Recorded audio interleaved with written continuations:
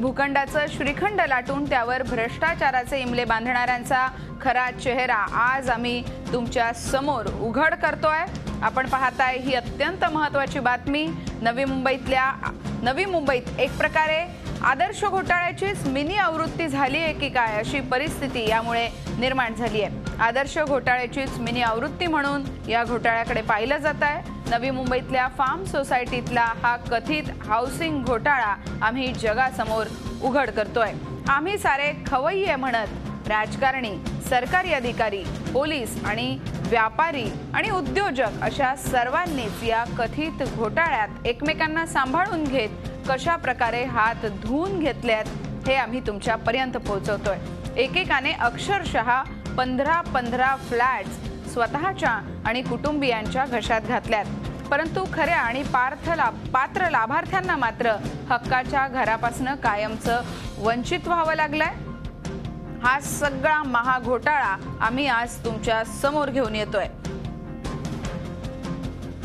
आणि या संपूर्ण महाघोटाळ्याची माहिती झी मीडियाचे प्रतिनिधी कृष्णात पाटील यांनी आपल्या समोर आणली आहे आणि त्यांचाच हा एक्सक्लुझिव्ह रिपोर्ट आपण आता पाहतोय। ऑपरेशन फार्म 47 बिल्डिंग, 1508 फ्लॅट्स आणि 58 दुकानगाळे ही आहे नवी मुंबईतील सर्वात मोठी फार्म कोऑपरेटिव्ह हाऊसिंग सोसायटी।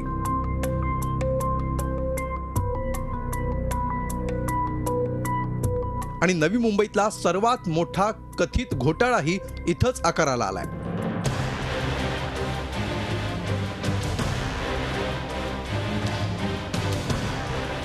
मुंबईतून नवी मुंबईत स्थलांतर झालेल्या व्यापाऱ्यांकडे काम करणाऱ्या कर्मचाऱ्यांना म्हणजे व्यापाऱ्यांच्या भाषेत गुमास्तांना घरं मिळावीत यासाठी ही सोसायटी स्थापन केली। मोहन गुरनानी प्रमोटर असलेल्या या सोसायटीनं नोव्हेंबर 1992 मध्ये सिडकोकडे स्वस्तात भूखंड मिळवण्यासाठी अर्ज केला। परंतु भूखंड देण्यापूर्वी सिडकोनं सोसायटीला काही अटी घातल्या। सोसायटीचे सदस्य हे मुंबईतून नवी मुंबईत स्थलांतर झालेल्या व्यापाऱ्यांकडील कायमस्वरूपी कर्मचारी असणं आवश्यक आहे।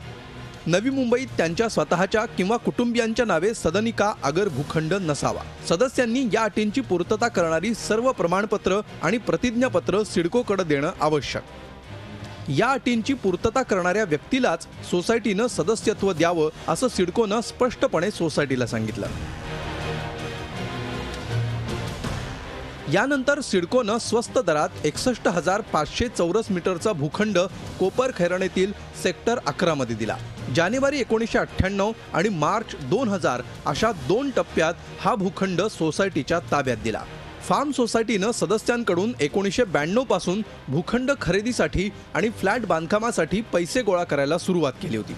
परंतु 2000 साल उजाडेपर्यंत नवी मुंबईतल्या जमिनीला आणि तिथल्या घरांना सोन्याचा भाव आला होता। 2002 मध्ये सोसायटीतल्या फ्लॅटचं बांधकाम सुरू झाल्यावर अनेकांना आपलाही फ्लॅट इथं असावा असं वाटू लागलं। नेमका याच गोष्टीचा फायदा उचलत मोहन गुरनानी आणि त्यांच्या सहकाऱ्यांनी अनेक खऱ्या लाभार्थ्यांची सोसायटीतील मेंबरशिप विविध कारणं दाखवून रद्द केली आणि गैरव्यवहार केला असा आरोप केला जातोय। कर्मचाऱ्यांच्या नावावरती जमीन सिडकोने दिली, पण जमीन मिळाल्यानंतर त्या कर्मचाऱ्यांना ते घर घेणं शक्य नाही असं दाखवून, ते डिफॉल्टर दाखवून त्यांना त्या सोसायटीतून बाद करण्यात आलं। ते बांधल्यानंतर आम्हाला चेक मागवलं, आम्ही चेक पाठवलं, चेक स्वीकारला नाही आणि ते लोक बोलते 1 दिवस लेट झाले। ऐकलत, चेक 1 दिवस उशिरा दिला म्हणून दमाणींचं सदस्यत्व रद्द करून त्यांना फ्लॅट नाकारण्यात आला। अशी विविध कारणं दाखवून खऱ्या लाभार्थींना सोसायटीमधून डच्चू देण्यात आला आणि त्यांची घरं स्वतःचे आर्थिक हितसंबंध साधत दुसऱ्यांना देण्यात आली असा आरोप केला जातोय। इकडं नवी मेंबरशिप देताना सिडकोनं घातलेले नियम अक्षरशः धाब्यावर बसवण्यात आले। संचालक मंडळानं आपल्या जवळच्या नातेवाईकांना, मित्रमंडळींना अनेक फ्लॅट देऊन टाकले। हे फ्लॅट देताना कुठलंही तारतम्य ठेवलं नाही। एकाच कुटुंबात अनेक फ्लॅट देण्यात आल्याचा आरोप होतोय। यहाँ पर तो बहुत सारे लोगों को फ्लैट दिया गया जिसको कोई लेना देना नहीं है इस प्रोजेक्ट से, क्योंकि यहाँ तो ये कृषि व्यापार के साथ जो जुड़े हुए हैं उनके लिए बनाया गया था। हा संपूर्ण कथित घोटाळा करण्यापूर्वी या कथित घोटाळेबाजांनी एक खबरदारी बाळगली। राज्याच्या राजकारणातील बड्या नेत्यांबरोबरच स्थानिक नेत्यांना मेंबरशिप देऊन त्यांना आणि त्यांच्या कुटुंबियांना फ्लॅट वाटण्यात आले। नवी मुंबई म्हटल्यावर साहजिकच सर्वात वरचा नंबर लागतो ठाण्याचे पालकमंत्री गणेश नाईक यांचा। 14 जून 2002च्या संचालक मंडळाच्या बैठकीत गणेश नाईकांचा सदस्यत्वाचा अर्ज मंजूर करण्यात आला। त्यांना 15 नंबरच्या बिल्डिंगमधील 204 नंबरच्या 2 BHK फ्लॅट बरोबरच 3 दुकानगाळेही देण्यात आले। गुरुनानी कंपनीनं गणेश नाईकांच्या कुटुंबियांवर आणि त्यांच्या जवळच्या कार्यकर्त्यांवर सुद्धा चांगलीच मेहरबानी दाखवली आहे। यासाठी खास बिल्डिंग बांधण्यात आल्याचाही आरोप होतोय। फार्म सोसायटीतील 20A ही बिल्डिंग अत्यंत महत्त्वपूर्ण आहे। महत्त्वपूर्ण यासाठी की सुरुवातीला प्लॅनमध्ये नसणारी ही बिल्डिंग काही खास व्यक्तींसाठी बांधण्यात आली। या बिल्डिंगमध्ये पालकमंत्री गणेश नाईक यांचे बंधू ज्ञानेश्वर नाईक, मुलगा माजी खासदार संजीव नाईक आणि आमदार संदीप नाईक यांचे फ्लॅट आहेतच। शिवाय पालकमंत्री नाईकांचा भाचा सतीश तांडेल यांना 2 फ्लॅट, नोकर रामचंद्र म्हात्रे यांना सुद्धा इथं फ्लॅट दिले गेले। काही इतर नातेवाईकांची नावंही फ्लॅटच्या लाभार्थींमध्ये आहेत। गणेश नाईक यांच्या वकिलांमार्फत केलेल्या खुलाशामध्ये फार्म सोसायटीत नाईक कुटुंबियांचे फ्लॅट असले तरी ते नियमानुसार घेतल्याचा दावा केलाय। तसंच नाईक कुटुंबीय हे APMCशी संबंधित असल्यामुळं ते फ्लॅट घेण्यास पात्र असल्याचं त्यांचं मत आहे। नवी मुंबई महापालिकेत राष्ट्रवादीच्या नगरसेविका असलेल्या सुनंदा राऊत यांचे पती शशिकांत राऊत यांनाही 20 नंबरच्या बिल्डिंगमध्ये फ्लॅट देण्यात आला। राष्ट्रवादीच्या अनेक स्थानिक कार्यकर्त्यांनाही इथं फ्लॅट दिले गेले। सारसोळे गावचे भालचंद्र मढवी, बाणकोडेचे मनोज घोटकर आणि तुळशीराम म्हात्रे, घणसोलीचे प्रमोद हिरा पाटील, ऐरोलीचे सूर्यकांत इंगळे या राष्ट्रवादीच्या कार्यकर्त्यांनाही 20A या बिल्डिंगमध्ये फ्लॅट दिले गेले। इथल्या अनेक राजकीय पुढाऱ्यांनी आपल्या नावावरती घरं घेतलेली आहेत, आपल्या कुटुंबियांच्या नावावरती घरं घेतलेली आहेत। त्यामध्ये इथले पालकमंत्री माननीय गणेश नाईक यांच्या नावावरती स्वतःच्या नावावरती घर आहे, दुकान आहे, त्यांच्या मुलांच्या नावावरती घर आहे। राष्ट्रवादी बरोबरच इतर राजकीय पक्षातील स्थानिक नेत्यांनाही इथं फ्लॅट दिल्याचा आरोप केला जातोय। काँग्रेसचे नगरसेवक अविनाश लाड, काँग्रेसचे सुनील बाविस्कर, संतोष चासकर आणि सध्या दिल्लीतील काँग्रेस वर्तुळात असलेले अनिल कौशिक यांनाही इथं फ्लॅट दिले गेले।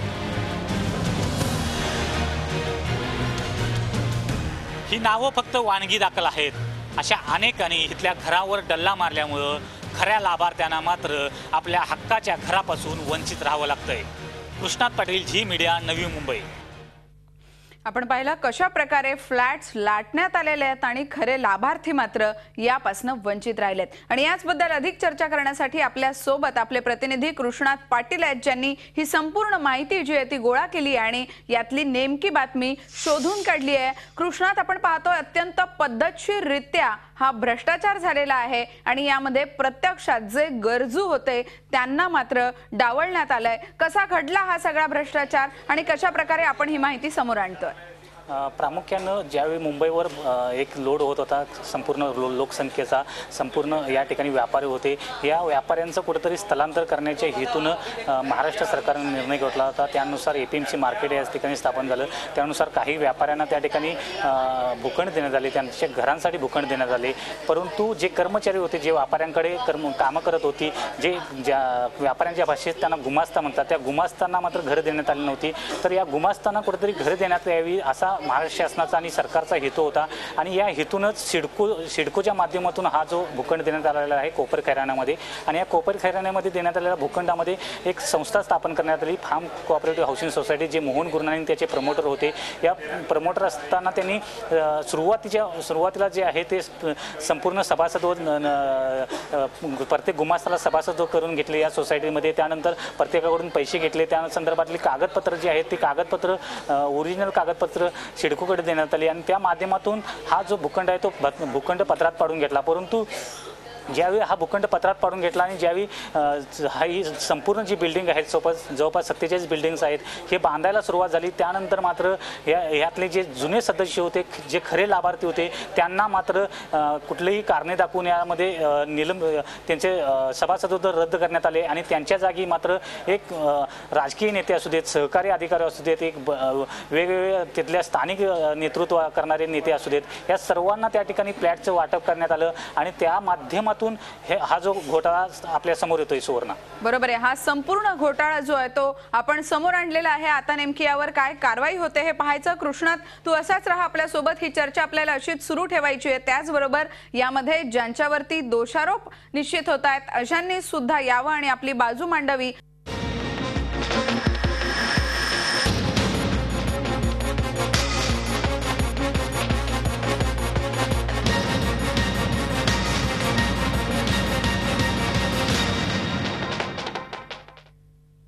आपण पाहताय ऑपरेशन फार्म. तळे राखी तो पाणी चाखी या म्हणीचं आदर्श उदाहरण म्हणजेच फार्म सोसायटीचे प्रवर्तक मोहन गुरनानी. त्यांनी तब्बल 1 नाही 2 नाही तर 17 फ्लॅट मिळवून घोटाळेबाजीचा नवा विक्रमच केला असल्याचं या निमित्तानं पुढे आलंय. गुरनानींच्या या पराक्रमामुळे मूळ लाभार्थ्यांना मात्र घरापासून वंचित राहावं लागलं. ही वस्तुस्थिती आहे हे या उदाहरणावरून स्पष्ट होतं. आदिराज कोठाडिया यांच्या वडिलांना मरणापूर्वी फार्म सोसायटीतील स्वतःच्या फ्लॅटमध्ये राहण्याची शेवटची इच्छा होती. त्यांची ही इच्छा अपूर्णच राहिली. कोठाडिया यांनी स्वतःच्या मालकीचा फ्लॅट मिळणार म्हणून 2007 सालापर्यंत 8,37,000 रुपये भरले. परंतु त्यांचा हक्काचा फ्लॅट कधीच दुसऱ्यांच्या घशात घालण्यात आलाय. माझी इच्छा आहे की माझ्या आईला एक दिवस त्या ठिकाणी राहायला मिळावं आणि कोर्टाने कोणत्या पद्धतीची चालढकल करू नये, तातडीने निर्णय द्यावा. शासनाने निर्णय घ्यावा. न दिल्यास आम्ही उपोषणाला बसणार, आमवरून उपोषणाला बसणार. जगदीश रावळ यांचीही तीच कथा आणि तीच व्यथा. मिरचीची दलाली करणाऱ्या रावळ कुटुंबियांनी फार्म सोसायटीत फ्लॅट मिळणार म्हणून सेंट्रल बँकेचं कर्ज काढून 8 लाख रुपये भरले. बँकेचे कर्जाचे हप्ते भरणंही सुरू आहे. परंतु त्यांचा हक्काचा फ्लॅट दुसऱ्यांना देण्यात आल्यामुळे सध्या ते नवी मुंबईतच भाड्याच्या घरात राहत आहेत. पूरा पैसा पे किया विथ डीपीसी डिले पेमेंट के साथ में, लेकिन हमको उस टाइम पोजीशन दिया ही नहीं और वही फ्लैट दूसरी बार दूसरे को बेच दिया गया. वयाची 65 वर्ष पूर्ण केलेले हे शरद दवे असू देत किंवा ऐकू न येणारे हे अशोक लोढिया. फ्लॅटचे पैसे भरले परंतु घर काही मिळालं नाही. 2 लाखाची आमची लोन होती ते बी कॅन्सल करून ते बी आम्ही रोख भरले. सगळा भरून बी आम्हाला 25,000 व्याजाचे भी भरले तरी आम्हाला पोजीशन भेटला नहीं. मैंने 1-1 रुपया जमा करके मेरी जिंदगी का सब पैसा यहाँ मैं इन लोग को जब भी इन्होंने बोले लाए तभी मैं दिए लाए. 8 दिन के बाद जब यहाँ चक्कर मारने लगे तो 8 दिन हो गया, 15 दिन हो गया, महीना हो गया, 2 महीना हो गया. यहाँ किसी ने भी रिस्पॉन्सिबिलिटी लिया नहीं. नियमानुसार सर्व कागदपत्रांची पूर्तता केली, पैसेही भरले. मात्र या सामान्य लोकांना फ्लॅट नाकारण्यात आले. एकही फ्लॅट सामान्यांच्या पदरात पडलेला नसताना मोहन गुरनानी आणि त्यांच्या सहकाऱ्यांनी किती फ्लॅट मिळवले त्यावर नजर टाकली तर या कथित घोटाळ्याचं गांभीर्य समजून येतं. फार्म सोसायटीचे संस्थापक असलेल्या मोहन गुरनानी आणि त्यांच्या कुटुंबियांनी या सोसायटीत तब्बल 17 फ्लॅट मिळवले. स्वतः मोहन गुरनानी यांचे 3 फ्लॅट, त्यांच्या पत्नी राजू गुरनानी यांचे 3 फ्लॅट, मुलगी प्रिया गुरनानीचे 3 फ्लॅट, प्रीती गुरनानीचे 2 फ्लॅट आणि दीपा गुरनानीचा 1 फ्लॅट. मोहन गुरनानींचे पुतणे आणि त्यांच्या पत्नींच्या नावेही फ्लॅट वाटप करण्यात आलं.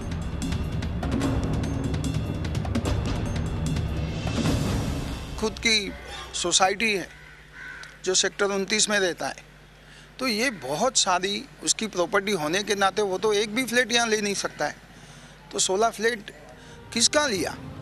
कुटुंबियांच्या नावे फ्लॅट घेतल्याचं मोहन गुरनानी यांनी मान्य केलं असलं तरी सध्या केवळ 2च फ्लॅट ताब्यात असल्याचं त्यांनी सांगितलंय. तसंच फार्म प्रोजेक्ट पूर्ण करण्यासाठी पैसे कमी पडत होते म्हणून त्यावेळी आमच्या कुटुंबातील लोकांनी पैसे भरून हे फ्लॅट घेतले असा खुलासा त्यांनी केलाय. तर पुतणे APMC मध्ये व्यवसाय करत असल्यामुळे ते फ्लॅट घेण्यासाठी पात्र ठरत असल्याचं गुरनानींचं म्हणणं आहे. सोसायटीचा सेक्रेटरी असलेला दशरथ उपाध्याय यानंही चांगलाच हात धुवून घेतलाय. त्यानंही 3 फ्लॅट आणि 1 दुकान गाळा बळकावल्याचा आरोप होतोय।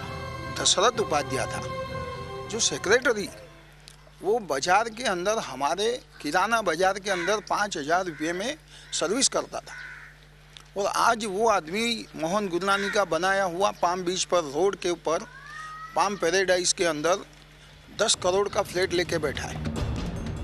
दशरथ उपाध्याय पूर्वी ज्यांच्याकडे कामाला होते त्या गिरीश पटेल यांनीही तब्बल 6 फ्लॅट, मोहन गुरनानींच्या बांधकाम क्षेत्रातील पार्टनर असलेल्या दिलीप वोरांच्या कुटुंबियांना तब्बल 7 ते 8 फ्लॅट आणि 9 दुकानगाळे, सोसायटी बांधकामाचं कंत्राट घेणाऱ्या चंद्रकांत पटेल यांना 3, तर जमनादास ठक्कर यांना 4 फ्लॅट आणि 2 दुकानगाळे, गुरनानींचे सहकारी उमराव चंद जैन यांनाही 5 फ्लॅट आणि 1 दुकानगाळा देण्यात आल्याचा आरोप होतोय। एका व्यक्तीला किंवा एका कुटुंबाला किती फ्लॅट द्यावेत यावर कुठलीही मर्यादा न ठेवता फ्लॅटचं वाटप करण्यात आलंय। 1,500 फ्लॅटच्या या सोसायटीत सुमारे 80 कुटुंबियांना 2 आणि 2 पेक्षा जास्त फ्लॅट देण्यात आले। या घोटाळ्याची मोडस ऑपरेंडी म्हणजे सिडकोकडून स्वस्तात भूखंड लाटण्यासाठी सामान्य लोकांच्या नावाचा आणि त्यांच्या पैशाचा वापर करण्यात आला, परंतु फ्लॅट देण्याची वेळ येताच यातील शेकडो लाभार्थ्यांचे सदस्यत्व रद्द करण्यात आले आणि त्यांचे फ्लॅट्स दुसऱ्यांना जादा दराने विकण्यात आले। फार्म सोसायटीचे प्रवर्तक मोहन गुरनानी आणि त्यांच्या सहकाऱ्यांनी लाभार्थींच्या फ्लॅट वाटपात हा कथित घोटाळा तर केला आहेच, शिवाय फार्म संस्थेतही मोठा आर्थिक गैरव्यवहार केला होता। 1997-98 ते 1999-2000 या कालावधीत केलेल्या गैरव्यवहार प्रकरणी लेखापरीक्षक RG काबरा यांनी मोहन गुरनानींविरोधात APMC पोलीस ठाण्यात गुन्हा दाखल केला होता। या प्रकरणी गुरनानींना अटकही झाली होती। APMC पोलीस ठाण्याचे पोलीस निरीक्षक VA मुल्ला हे या प्रकरणाचा तपास करत होते। याच VA मुल्लांना नंतरच्या काळात फार्म सोसायटीमध्ये 18 नंबरच्या बिल्डिंगमध्ये 703 नंबरचा फ्लॅट मिळाला। हा फ्लॅट VA मुल्लांना कसा आणि का देण्यात आला हे नव्याने सांगण्याची गरज नाही। विशेष म्हणजे या प्रकरणात पुढे गुरनानी निर्दोष सुटले यातच सगळं काही आलं। जो पुलिस ऑफिसर इन्वेस्टिगेशन कर रहा है उसको कैसे दे दिया, यानी सीधी बात है, सीधा दिख रहा है भ्रष्टाचार, लांच दे दो, वो अपने को बचाने के लिए उसने सभी को डब्बे में ले लिया। ही यादी इथंच संपणारी नाही। 1,500 फ्लॅट असणाऱ्या या सोसायटीत शेकडो अपात्र लाभार्थ्यांना फ्लॅटचं वाटप करण्यात आलंय, परंतु या फ्लॅट वितरणाच्या प्रक्रियेमध्ये आपला सहभाग नसल्याचा खुलासा गुरनानींनी केलाय। आदर्श घोटाळ्यात कन्हैयालाल गिडवाणींनी जी भूमिका बजावल्याचा आरोप होता तीच भूमिका मोहन गुरनानी यांनी या कथित घोटाळ्यात बजावली आहे असं आता बोललं जात आहे। Krishnat Patil, Zee media, Navi Mumbai. आपण पाहताय विशेष बुलेटिन ऑपरेशन फार्म। या घोटाळ्यामध्ये सोसायटीच्या प्रवर्तकांसह कुणी कुणी किती फ्लॅट्स लाटलेत आणि कुठल्या मंत्र्याचा आणि बड्या नेत्याचा यामध्ये सहभाग आहे याबाबतचा खळबळजनक खुलासा आणि गौप्यस्फोट आज आम्ही करणार आहोत। आजची संध्याकाळ ही याच बातमीवर असणार आहे। 7च्या बुलेटिनमध्ये सुद्धा आपण याचा अधिक तपशील पाहणार आहोत। कुणाची बदनामी करणं हा आमचा हेतू नाही, मात्र उपलब्ध कागदपत्र आणि पुराव्यांच्या नुसार समोर येणारी वस्तुस्थिती मांडण्याचा आम्ही प्रयत्न करतोय।